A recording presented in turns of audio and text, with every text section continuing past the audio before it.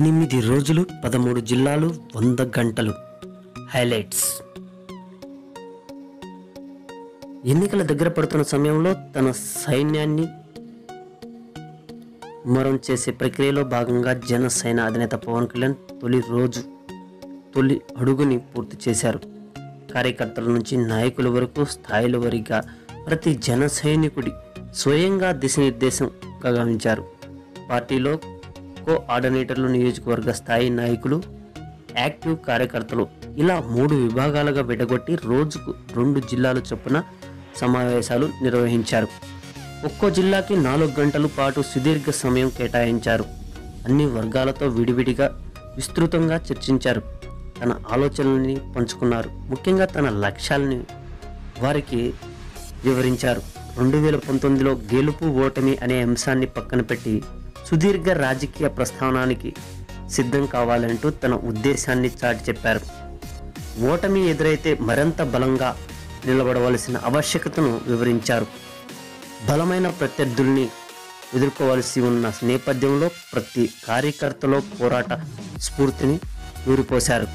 భావజలంతో కూడిన చిత్తశుద్ధి పనిచేసే విజయం అదే దక్కుతుందని ఆయన సభాపూర్వకంగా తెలియజేశారు. 8 రోజులు 13 జిల్లాలు సమీక్ష సమావేశంలో 100 గంటల ప్రసంగం హైలైట్స్. 1. యువశక్తిని రాజకీయ శక్తిగా మారుద్దాం.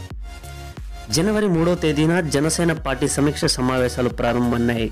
మొదటి రోజు శ్రీకాకుళం, విశాఖ జిల్లాలకు కోఆర్డినేటర్లు, నాయకులు, కార్యకర్తలతో విడివిడిగా మాట్లాడారు.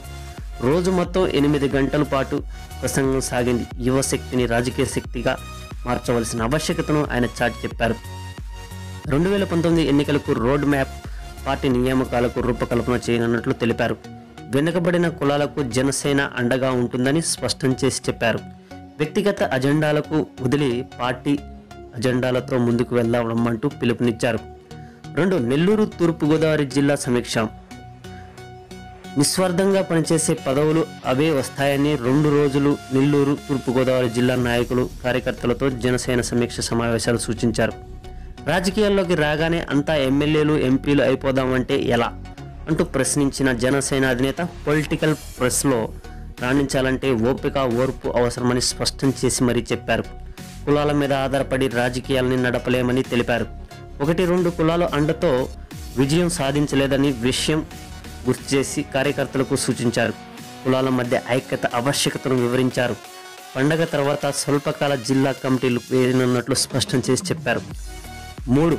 జనసేన బలం పెరిగింది అంటూ జనసేన అధినేత చెప్పారు. జనవరి 5వ తేదీన చిత్తూరు, ప్రకాశం జిల్లాల నాయకులతో సమావేశమైన జనసేన అధినేత పవన్ కళ్యాణ్ గారు పార్లమెంటరీ సెగ్మెంట్ స్థాయి కమిటీలు వేయనున్న విషయాన్ని వారికి తెలిపారు. జనసేన బలం పెరిగిన విషయాన్ని వివరిస్తూ జనసేన మాతో కలిసి వస్తుందంటూ అధికార ప్రతిపక్షాలు ప్రచారం చేస్తున్నాయని, పార్టీ విజయం అభివర్ణించారు.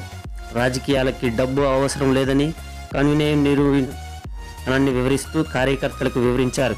కమిటీల ఏర్పాటు గురించి వివరించి ఆయన టీడీపీ, వైఎస్పీ బూత్ కమిటీలు లేవని అంశాన్ని స్పష్టం చేశారు. నీతి లేని రాజకీయ నాయకుల వల్లే ఓ లక్ష్యంతో మొదలైన టీఆర్పీ ప్రస్థానం నీరు వారిపోయిందని తెలియజేశారు. కొత్త వారిని ప్రోత్సహించమని చెప్పిన జనసేన అధినేత కొత్తదనం కావాలంటే రిస్క్ చేయక తప్పదని సూచించారు. 4. అనంతపురం, విజయనగరం జిల్లాలో సమీక్షంలో పోరాటంలో రాజకీయ మార్పు సాధ్యమని అనంతం, విజయనగరం జిల్లాలలో సమీక్ష సమావేశాలు కార్యకర్తలు 4కి సూచించారు. యువత ఆగ్రహం సమాజానికి చేటని 2019లో జనసేన విజయం నాకు కనిపిస్తుందని వెల్లడించారు. రాజకీయ వెనుకబాటుతనం వల్లే అనంతంలో కరువు కదలకుండా ఉందని, విజయనగరం జిల్లాలో 2 వ్యక్తులు గుప్పెట పట్టుకుని విషయాన్ని తెలిపారు. ఈ తరహా వ్యవస్థలో మార్పు చేసుకోవాల్సిన ఆవశ్యకతను చాటారు.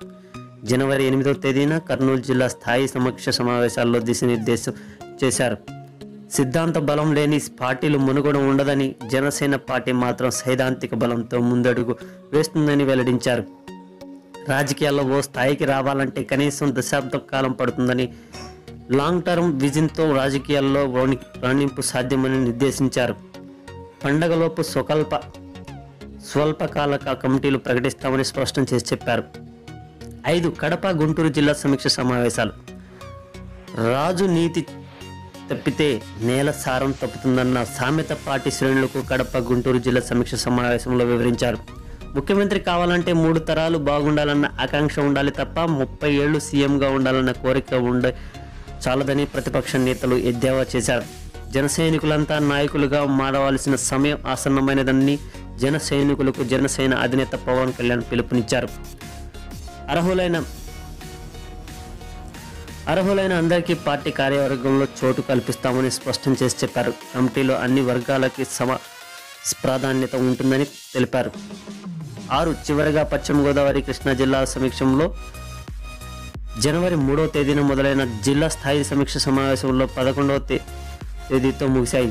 చివరకు రోజు పశ్చిమ గోదావరి జిల్లా కృష్ణా జిల్లాకు చెందిన కోఆర్డినేటర్ నాయకులతో కార్యకర్తలతో సమావేశమైన జనసేన అధినేత పవన్ కళ్యాణ్ పార్టీ సంస్థాగత నిర్మాణంలో భాగంగా పార్లమెంటరీ స్థాయి కమిటీ వేస్తున్నట్లు వెల్లడించారు.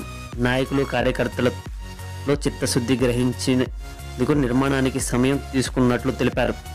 సామాన్యుడు టీ తాగే గాజు గ్లాసు గుర్తు కామన్ సింబల్గా రావటం పార్టీ అనుకూల పరిస్థితులను తెలియపరుస్తుందని స్పష్టం చేశారు.